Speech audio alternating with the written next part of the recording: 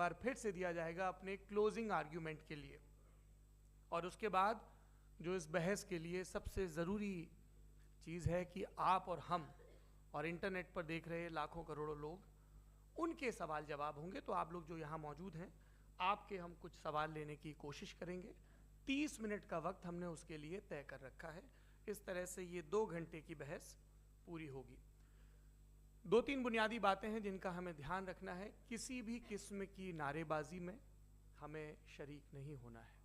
ये हल्ला गुल्ला नहीं है, क्योंकि पूरी दुनिया देख रही है, तो एक नज़ीर कायम करनी है, एक उदाहरण लोगों के सामने रखना है कि पढ़े लिखे लोग इत्तेफाकी और नाइत्तेफाकी रखते हुए भी, एक दूसरे से सहमति और असहमति रखते हुए भी बात कह सकते हैं। यहाँ पर मेरे JNU के प्रोफेसर बैठे हैं, पुरुषोत्तम अग्रवाल जी, जिन्होंने हमें क्लास में सिखाया है कि सहमति का साहस और असहमति का विवेक, और इसका ठीक उलट भी, ये बड़ा ज़रूरी है। दूसरी बात, ये किसी एक धर्म के बारे में बहस नहीं है, ये बात सबको स्पष्ट होनी चाहिए। किसी धर्म को महान बताने या किसी धर्म को कमतर बताने की ये बहस नहीं है। तो यदि कोई इस उम्मीद से देख रहा है या यहाँ आया है, तो मैं आपको आश्वस्त करना चाहता हूं कि आपको नाउम्मीदी हाथ लगेगी। इस बहस में बहुत ज़्यादा धार्मिक प्रतीकों के इस्तेमाल को लेकर भी ये दोनों लोग जो अभी आपको गंभीर दिख रहे हैं, भले लोग हैं, कल शाम को चाय पर मिले थे, बहुत हंसी मजाक भी इनके बीच हुआ था, और गलबैयाँ डालते हुए एक तस्वीर भी हुई थी। ये इस बात का प्रमाण है कि इंटरनेट पर जो हल्ला मचा हुआ है उसके मुकाबले ये दोनों लोग बहुत ही अच्छे शांत ढंग से बहस के लिए राजी हो गए हैं। ट्विटर की बातें ट्विटर तक सीमित, एलन मस्क आजकल उसको एक्स कहते हैं। और अब इस बहस की शुरुआत मैं इन विद्वानों का, हालांकि इनको परिचय की जरूरत नहीं, पर हो सकता है, हमें पत्रकारिता में सिखाया जाता है कि नेवर अज्यूम, विज्ञान भी यही कहता है। मुफ्ती शमाइल नदवी साहब इस्लामिक विद्वान, शिक्षाविद हैं, कोलकाता के वाहियान फाउंडेशन के संस्थापक हैं, लखनऊ की प्रतिष्ठित दारुल उलूम नदवतुल उलमा से ग्रेजुएशन किया है, सोशल मीडिया और सार्वजनिक मंचों पर अध्यापन और बौद्धिक कामों में सक्रिय हैं, और इस समय इंटरनेशनल इस्लामिक यूनिवर्सिटी मलेशिया से PhD कर रहे हैं। अच्छी बात यह है कि पढ़ाई के साथ साथ ट्रैवल ब्लॉग भी बनाते हैं।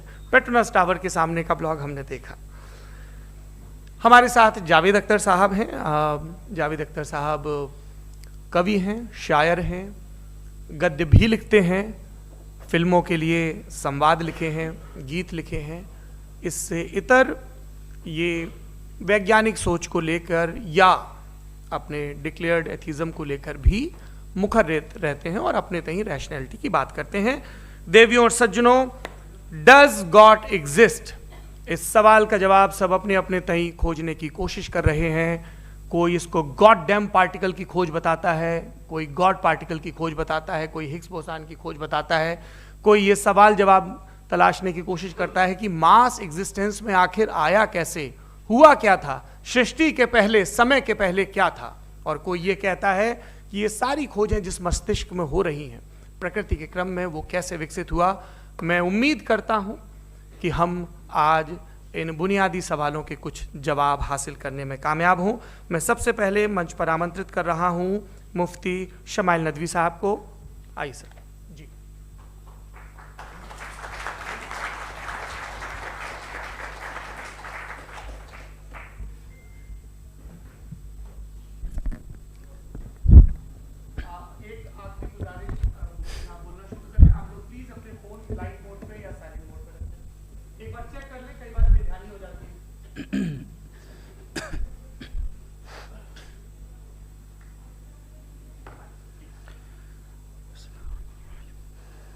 तमाम तारीफ़ें उस क्रिएटर के लिए जिसने इस यूनिवर्स को एक मकसद के तहत पैदा किया है। रिस्पेक्टेड जनाब जावेद अख्तर साहब, मिस्टर सौरभ द्विवेदी, और respected audience, thank you all for being here today. आज की डिबेट में चूंकि हम बात करने वाले हैं डज गॉड एग्जिस्ट के टॉपिक पर, तो ये एक ऐसा टॉपिक है जिसके मुताल्लिक कोई भी डिसीजन लेने के लिए अलग अलग स्टैंडर्ड्स हो सकते हैं। लिहाजा डिबेट के शुरू में ये ज़रूरी है कि हम ये जान लें कि आज के इस टॉपिक में कौन सा स्टैंडर्ड सही होगा और कौन सा गलत होगा। सबसे पहला स्टैंडर्ड जिसे मैं समझता हूं कि हमारे रिस्पेक्टेड जनाब जावेद अख्तर साहब बड़ी तेजी के साथ उसकी तरफ लपकेंगे, वो है साइंस। जबकि साइंस दर हकीकत खुदा के एग्जिस्टेंस को डायरेक्टली साबित करने या उसके एग्जिस्टेंस को डिनाई करने के लिए स्टैंडर्ड नहीं बन सकती। और उसकी वजह क्या है, ये मैं नहीं कह रहा, ये वो लोग कह रहे हैं जो साइंस के एक्सपर्ट्स हैं। नेशनल एकेडमी ऑफ साइंस कहती है science doesn't have the processes to prove और disprove the existence of God. Why? क्योंकि साइंस का ताल्लुक एम्पेरिकल एविडेंस से है और एम्पेरिकल एविडेंसेस का ताल्लुक हमारे नेचुरल और फिजिकल वर्ल्ड से है, जबकि गॉड नॉन फिजिकल और सुपर नेचुरल रियलिटी है। लिहाजा नॉन फिजिकल रियलिटी को आप उस टूल के साथ नहीं चेक कर सकते जिसका काम फिजिकल रियलिटी को तलाश करना है।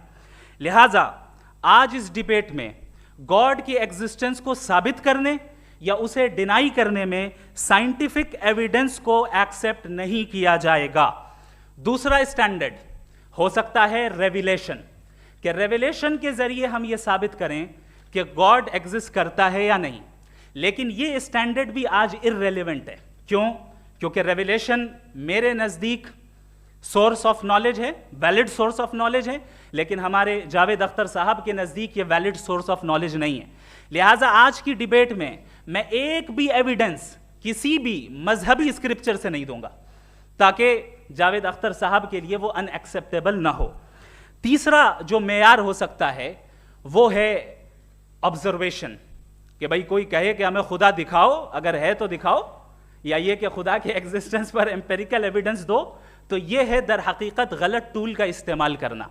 ये ऐसा ही है कि जावेद साहब मुझसे ये मुतालबा करें कि मुफ्ती साहब आप मेटल डिटेक्टर के जरिए प्लास्टिक डिटेक्ट करके दिखाएं। अब चूंकि प्लास्टिक डिटेक्ट नहीं हो पा रही है लिहाजा plastic does not exist. No, you are using the wrong tool.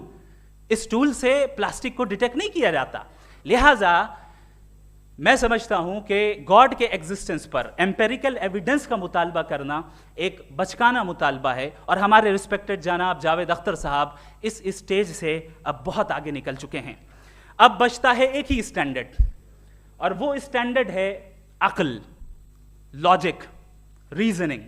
और यही वो स्टैंडर्ड है जिसके तहत गॉड की एग्जिस्टेंस को साबित किया जाएगा या गॉड की एग्जिस्टेंस को डिनाई किया जाएगा।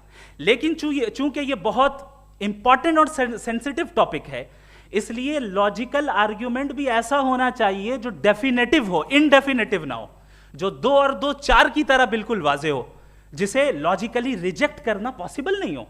फॉर एग्जाम्पल हम कहें हमारे रिस्पेक्टेड मिस्टर सौरभ साहब, ये एक इंसान है और तमाम इंसान कॉन्शियस बीइंग है, लिहाजा नतीजा क्या निकला, हमारे सौरभ साहब भी कॉन्शियस बीइंग है।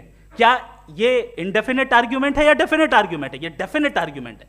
ये 2 और 2 की तरह वाजे है, इसमें किसी तरह जो है लॉजिकली इसको रिजेक्ट नहीं किया जा सकता। तो अगर आज हमारे जावेद अख्तर साहब ऐसी कोई अकली दलील और लॉजिकल एविडेंस दें खुदा के ना होने पर जो डेफिनेट भी हो, तो मैं ये ऐलान करता हूं कि यकीनन मैं उस एविडेंस को कबूल करूंगा और उस पर गौर करूंगा।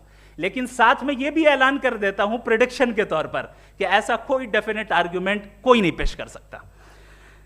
दलील हम देंगे और डेफिनेटिव दलील देंगे, लॉजिकल दलील देंगे, ऐसी दलील देंगे जो एंटायर एथिस्टिक वर्ल्ड उसे रेफ्यूट नहीं कर सकती।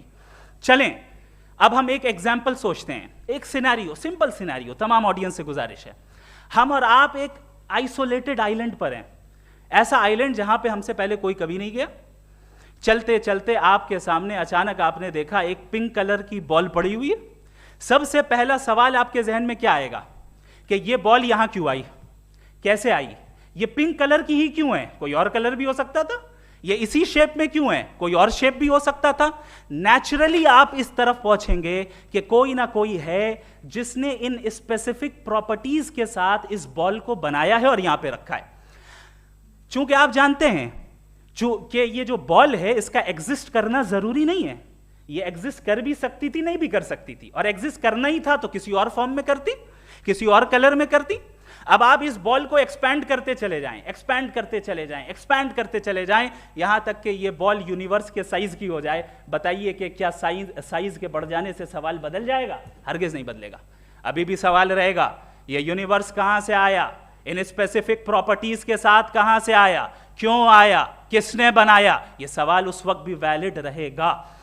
लेकिन ये सवाल अगर हम जनाब जावेद अख्तर साहब से करें तो चूंकि इनका वर्ल्ड व्यू एथिस्टिक है, और सिर्फ इनका नहीं, मतलब जितने भी एथिस्ट हैं और एथिस्टिक वर्ल्ड व्यू को रखने वाले से अगर आप ये सवाल करें कि ये यूनिवर्स कहां से आया, तो इनका जवाब या तो आर्ग्यूमेंट फ्रॉम इग्नोरेंस होगा या डॉगमेटिक होगा।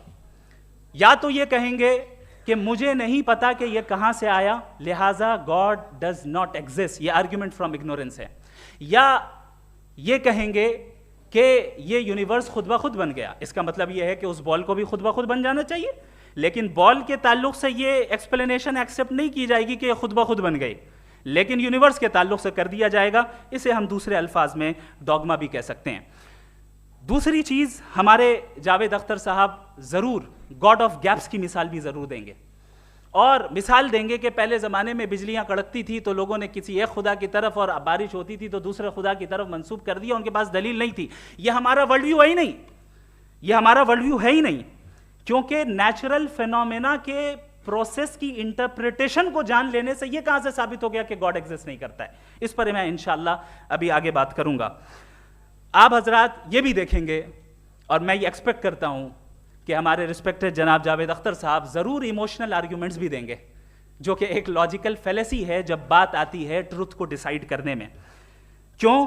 मिसाल के तौर पर वो कहेंगे कि अगर गॉड है तो ईविल क्यों एग्जिस्ट करता है, जबकि मैं कहता हूं ईविल का एग्जिस्ट करना गॉड के एग्जिस्ट करने की दलील है, उसके खिलाफ नहीं है। चूंकि अगर गॉड है तो हम सब उसके सामने अकाउंटेबल हैं, और अगर हम अकाउंटेबल हैं तो अकाउंटेबिलिटी के लिए ईविल का मौजूद होना जरूरी है, उसके बगैर हम अकाउंटेबल नहीं हो सकते। और अगर हम अकाउंटेबल नहीं हैं तो हम जनाब जावेद अख्तर साहब से पूछेंगे कि आप बताएं कि फिर सफरिंग इस दुनिया में क्यों है? अगर खुदा नहीं है तो सफरिंग क्यों है? और उन लोगों के जज्बे का क्या जिनके अंदर सफरिंग के बाद इंतकाम लेने का जज्बा पाया जाता है और वो इस दुनिया से ऐसे ही चले गए, क्या उनकी सारी तकलीफें बेकार चली जाएंगी?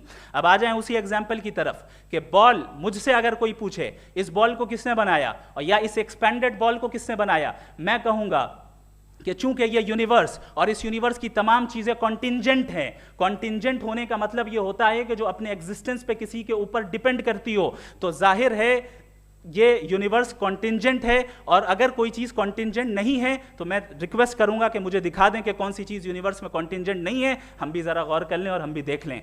और जब कॉन्टिंजेंट चीजें मौजूद हैं तो फिलोसोफर्स की इस्तिलाह के मुताबिक, हम उस टर्मिनोलॉजी के मुताबिक हम उस जगह तक पहुंचते हैं और उस हस्ती तक पहुंचते हैं जिसे नेसेसरी बीइंग कहा जाता है, कि ये वो नेसेसरी बीइंग है जिसका मौजूद ना होना नामुमकिन हो। क्योंकि अगर ये मौजूद ना हो तो सारी चीजें एग्जिस्टेंस में आएंगी ही नहीं, और ये सारी कॉन्टिंजेंट चीजें उसी के ऊपर डिपेंड करती हैं। अब अगर आप ये सवाल करते हैं कि फिर उस हस्ती को किसने बनाया, फिर उसका कॉज क्या है, फिर उसका कॉज क्या है, फिर उसका कॉज क्या है, और एंडलेसली चले जाएं, इसे हम कहते हैं इन्फिनिट रीग्रेस ऑफ कॉजेस, जो कि लॉजिकल फेलेसी है। कॉन्सेप्चुअली इन्फिनिटी पॉसिबल है। मिसाल के तौर पे न्यूमेरिकल्स 1 2 3 गिनते चले जाएं, इन्फिनिट नंबर्स हैं। मैं कॉन्सेप्चुअली बात नहीं कर रहा, प्रैक्टिकली रियलिटी में साबित करके दिखाएं कि infinite regress of causes possible हैं या नहीं। अगर पॉसिबल हैं तो हम मान लेंगे, मिसाल दे दें, और पॉसिबल नहीं है तो एक ही ऑप्शन बचता है जिसे हम कहते हैं नेसेसरी बीइंग। ऐसी नेसेसरी बीइंग जो इंडिपेंडेंट है, क्योंकि अगर वो डिपेंडेंट हुई तो वो नेसेसरी नहीं रहेगी। ऐसी इंडिपेंडेंट बीइंग जो इटर्नल है, अगर वो इटर्नल नहीं होगी, उसकी बिगिनिंग होगी तो वो खुद कॉन्टिंजेंट है। ऐसी बीइंग जो पावरफुल है, क्योंकि कॉन्टिंजेंट को एक्चुअलाइज करने के लिए पावर चाहिए। ऐसी बीइंग जो इंटेलिजेंट है और नॉलेजेबल है, क्योंकि ये यूनिवर्स स्पेसिफिक फॉर्म और स्पेसिफिक लॉज ऑफ नेचर के तहत प्रिसाइजली चल रहा है। थैंक यू मुफ्ती साहब। मैं इन दलीलों के बाद जावेद अख्तर साहब से गुजारिश करूंगा, आप बैठ के बोलना चाहेंगे या वहां? जी।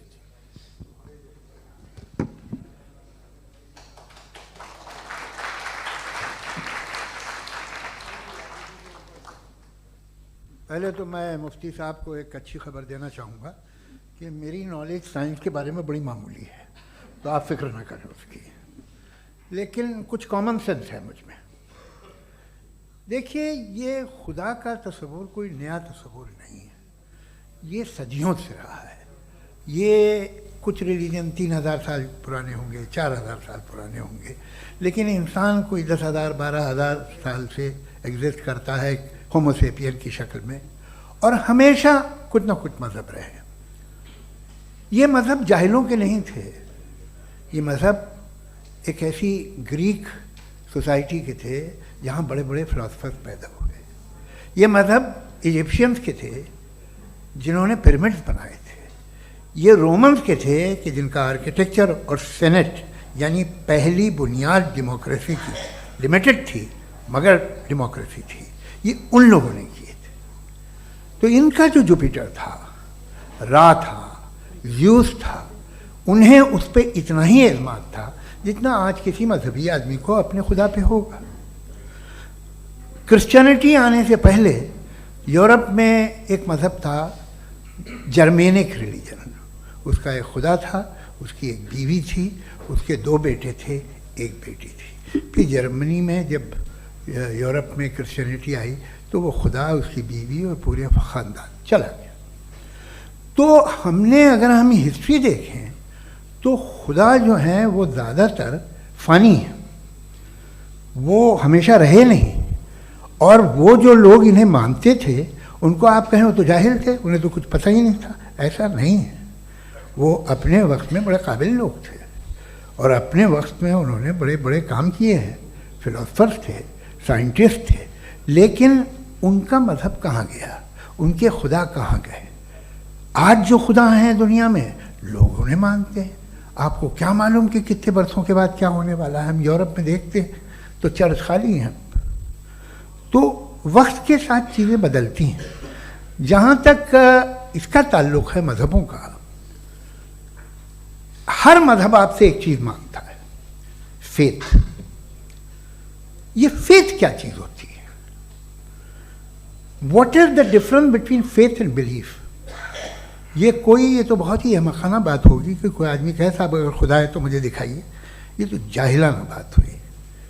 मैंने तो नॉर्थ पोल नहीं देखा है, मगर मैं मानता हूँ कि नॉर्थ पोल है। मैं क्यों मानता हूँ? इसलिए कि अगर ये दुनिया राउंड है तो उसका कोई टॉप होगा। कुछ लोग हैं जो वहाँ गए भी हैं, कॉमन सेंस कहता है कि ऐसा होगा, सबूत है, गवाह है, रीज़न है। तो ये मेरा फेथ नहीं है। तो फेथ में और बिलीफ में डिफरेंस क्या है? जो मज़हब मांगता है आपसे, हर मज़हब फेथ मांगता है। फेथ का मतलब ये है कि ना कोई गवाह हो, ना कोई सबूत हो, ना कोई रैशनल हो, ना कोई लॉजिक हो, ना कोई प्रूफ हो, मगर तुम एक बात को मानो। ये है फेथ। वरना बिलीफ होता। अगर इसमें कुछ भी सबूत होते, गवाह होते, तो फिर इसे आप बिलीफ कहते। जैसे मेरा बिलीफ है कि नॉर्थ पोल है, मेरा फेथ थोड़ी है। फेथ इन तमाम शर्तों को रद्द करता है। तो फिर स्टुपिडिटी क्या है? अगर मैं एक बात ऐसी मानूं जिसकी ना कोई लॉजिक है, ना कोई रैशनल है, ना कोई प्रूफ है, ना कोई गवाह है, ना कोई सबूत है, और मैं उसे मानूं, तो ये स्टुपिडिटी हुई। इसे ही भाई कल को मैं यकीन कर लूँ कि एलॉन मस्क जो है मेरा भाई है, तो मुझे इंतहाई खुशी होगी, सुकून भी बहुत मिलेगा मुझे। लेकिन और कहे भाई क्यों मानते हो, क्या सबूत है? भाई वो तो अमेरिकन है और तुम तो इंडियन हो, वो तो नस्ल अलग है, तुम्हें कभी मिले भी नहीं। साहब देखिए मेरा फेथ है, इस पर बात न किया। फेथ का मतलब ही यह है कि आप प्रूव नहीं कर सकते। अगर आप प्रूव कर सकते हो तो फेथ की ज़रूरत ही नहीं, फिर तो आप बात करेंगे, आप कितनी बहस कर लीजिए। अल्टीमेटली दुनिया का हर मज़हब फेथ पे टिका है, और फेथ का मतलब है एक ऐसा यकीन जिसका कोई सबूत, कोई गवाह, कोई रैशनल नहीं। अब आप ये कहें, क्या आप ये क्यों कह रहे हैं कि साहब ये कायनात किसने बनाई? कमाल ये है कि आपने बताया कि एक आइलैंड पर गए और एक बॉल देखी। आपने ये नहीं कहा कि आइलैंड किसने बनाया, आपको सिर्फ बॉल पे हैरत हुई। हमने आइलैंड पे हमने हैरत नहीं की, होते हैं आइलैंड। इसी तरह ये आइलैंड है, सितारे, ये गैलेक्सीज, ये सब आइलैंड हैं, खला में। हम उन्हें टेकन फॉर ग्रांटेड लेते हैं, हम पूछते नहीं कैसे बनाए। आपने जजीरे के बारे में भी नहीं पूछा है। मेरी पैदाइश कैसे हुई? क्या मैं प्लान पैदा हुआ था? I was plan to be born, या एक लकी स्पर्म था जो किसी एग से चिपक गया? मेरी पैदाइश रैंडम। और इंसाफ जिसे आप कहते हैं, इंसाफ का तो नेचर से कोई वास्ता ही नहीं है। जो आप कहते हैं कि एक दिन इंसाफ मिलेगा, इंसाफ is a human concept, nature में कोई इंसाफ नहीं। अगर शेर हिरन को खा जाता है तो उसे कोई सजा नहीं मिलती। अगर एक आंधी आती है और हरे भरे पेड़ों को उखाड़ के फेंक देती है तो आंधियों की जेल नहीं होती है। नेचर में इंसाफ नहीं, इसलिए वो नेचर को इंसाफ की जरूरत भी नहीं। नेचर तमाम एक है। अब हम कहें कि साहब ये देखिए जो मैंने खाना खाया था, ये मेरी आँख तो नहीं यूँ कर दिया उसे, तो इसे सज़ा मिलनी नहीं, वो सिस्टम है, ऐसे ही चल रहा है। नेचर बगैर इंसाफ के है। इंसाफ इज अ ह्यूमन कॉन्सेप्ट। तो जो आपसे कहता है कि मैं तुम्हें इंसाफ दूंगा, वो इंसानी जहन की पैदावार है। ये नेचुरल है ही नहीं, ये आसमानी है ही नहीं।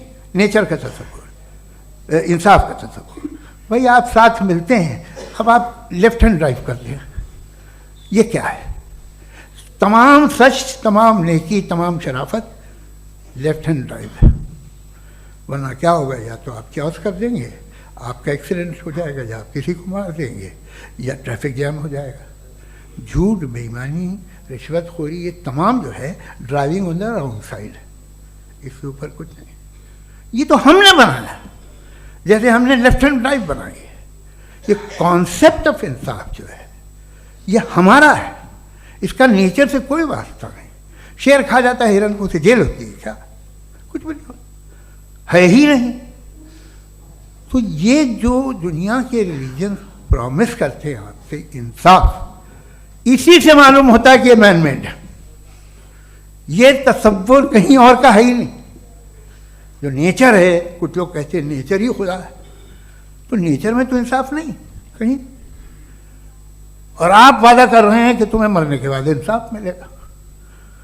मुझे अगर मिलेगा तो मैं बहुत खुश होऊंगा, लेकिन मैं यकीन नहीं कर पाता हूँ, इसलिए कि मैं फेथ नहीं पैदा कर सकता। The very fact that religions demand faith, इसका मतलब है कि उनके पास जस्टिफिकेशन नहीं है। अच्छा था, फिर रिलीजन अगर मॉडरेशन में है, कोई सा भी नहीं, वो आप में कुछ खूबियाँ भी पैदा करता होगा, देखिए उससे ये फ़ायदा है, वो फ़ायदा है। अल्कोहल जो है वो ज़्यादातर दवाओं में यूज़ होती है, और एक सर्वे किया गया था अमेरिका में कि लॉन्जेटिविटी किन लोगों की है। तो एक तरफ वो लोग थे जो शराब पीते ही नहीं थे, और एक तरफ वो थे जो एक बोतल शराब रोज़ पीते थे। सबसे ज़्यादा लंबी उम्र की है जो 2 पैग नाप के शराब पीते हैं और खाना खाते हैं। मगर हम शराब को बुरा समझते हैं, मैं भी बुरा समझता हूँ। क्यों? ऐसा होता नहीं। कुछ चीज़ों में आदत होती है कि वो बढ़ती है। आज तक में एक आदमी दूध पीता है, आप 10 साल बाद भी मिलेंगे तो एक ही गिलास पीता होगा। ऐसा नहीं होता, सुबह से दूध पीता रहता है। मिल्कोहलिक मैंने नहीं देखे, अल्कोहलिक होते हैं। ये टेंडेंसी है मजहब की कि वो बढ़ता है, जैसे कैंसर बढ़ता है, जैसे शराब बढ़ती है। कुछ लोग होंगे जो उसे सही तरह से यूज़ करते हैं। मुझे यकीन है कि हमारे मुफ्ती साहब भी उनमें से एक, इनसे बहुत खुशी हुई मुझे इनसे मिलकर। लेकिन कितने लोग हैं कि आज आप देखते हैं दुनिया में जो तबाहियाँ हैं, इनमें कितना हाथ है उन लोगों का जो बिलीवर कहते था मजहब ये नहीं कहता, ना कहता होगा, मगर जब ये मजहब पीते हैं तो ऐसे बिहेव करते हैं। थोड़ा सा अगर हो तो शायद बहुत अच्छी बात, लेकिन शराब थोड़ी सी नहीं रहती, उसमें टेंडेंसी है। पहले थोड़ा सा अगर 2-3 कैंसर के सेल हो ना बॉडी में तो आदमी सिम रहेगा, लेकिन वो 2-3 सेल नहीं रहते, वो मल्टीप्लाई होते हैं। जावेद साहब टाइम पूरा हो गया। टाइम हो गया, तो बस बात खत्म हो गई। अच्छा, मुझे कुछ और कहने को था भी नहीं। जी, मैं पहले जवाबी दौर के लिए इनवाइट कर रहा हूं मुफ्ती साहब को। Your rebuttal round 1, you have 7 minutes.